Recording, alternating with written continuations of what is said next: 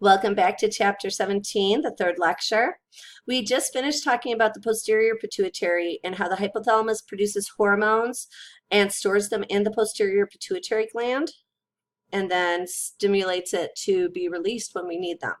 The anterior pituitary produces its own hormones. There are 7 different hormones that it produces, but the hypothalamus again has control over that anterior pituitary. So the hypothalamus produces releasing or inhibiting hormones that stimulates the pituitary gland to release its hormones. So one of the hormones is growth hormone. Growth hormone is also written as GH, just for shorthand. Growth hormone stimulates growth production in muscles, in bones. It has a glucose sparing effect. So it's kind of like cortisol when I talk about cortisol, so that our body can use the glucose that it needs for those organs that need to use glucose only. And it also stimulates the production of more glucose, so that we have that extra glucose in our system, okay? Growth hormone stimulates growth of pretty much our entire body. And so it's mainly secreted during infancy, childhood. Once we hit adulthood, we don't release so much growth hormone anymore. So there are some disorders associated with growth hormone. So in this picture, you see 3 girls, Grace, Faith, and Hope. Faith is the middle child. She's also in the middle of this picture, but she is smaller than her younger sister and her older sister. She has pituitary dwarfism. So this is a proportional dwarfism where her body is proportionate. So she has the same, like her torso and her extremities are all the same or are proportional to each other. In this disorder, females tend to be much, or not just females, individuals tend to be much shorter, I mean smaller in stature, but they also can have other problems. Specifically, they may not form, their organs may not all form properly or fully form, so they can have problems with their heart, or other organs. They also tend to not sexually mature, so they don't tend to be able to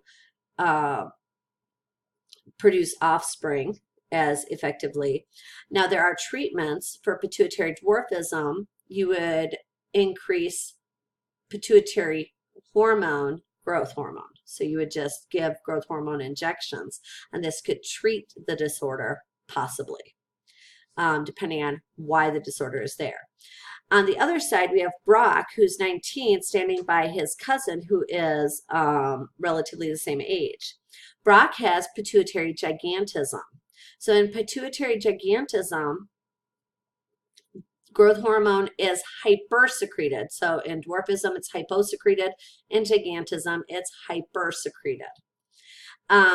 With pituitary gigantism, you're getting a lot of growth hormone through infancy and through childhood. If treated early on, the individual can still have a normal life and not have any major problems. But if they don't seek treatment, so treatment in this case might be removal of a tumor that is causing the hypersecretion of the growth hormone, or maybe something that would stop growth hormone production. If it's a tumor, removal would stop the growth hormone production. If not treated, then they could have problems with diabetes, high blood pressure, arthritis. They're going to have more cardiovascular problems.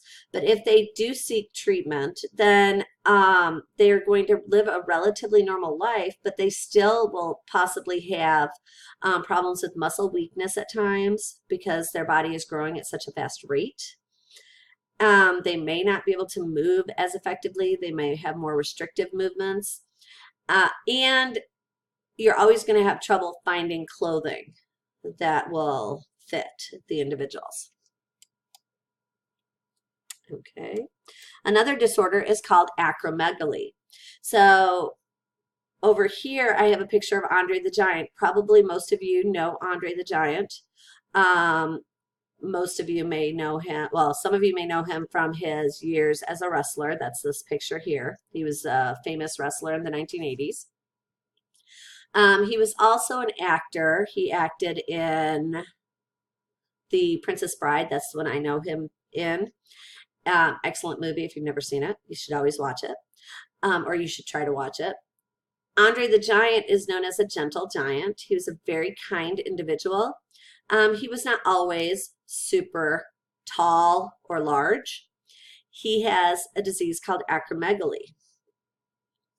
Over here, we have Tanya Angus. So this is Tanya Angus. She was a model. And you can see that she has pretty normal proportions, legs, abdomen, arms, everything is pretty proportional.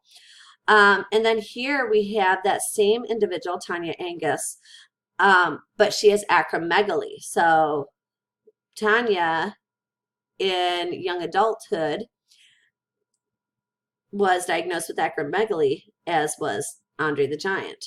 In this disorder, you have hypersecretion of growth hormone in adulthood. And so your body is already grown. So like your growth plates are already sealed, which means your bones are going to start growing. Some of your muscles are going to start growing, but they can't grow in length anymore. So they're going to grow outwards. So they grow appositionally, and you get these very large hands, large face, large jawline, large feet. These individuals tend to have a lot of cardiovascular problems. So their body, their heart may enlarge, but it's going to be working a lot harder because it isn't growing the right way. It didn't grow like the rest of the body. So in gigantism, everything is growing proportionally. Here we don't have that. And so individuals with acromegaly tend to have a lot of cardiovascular problems. They tend to have diabetes. They tend to become very obese.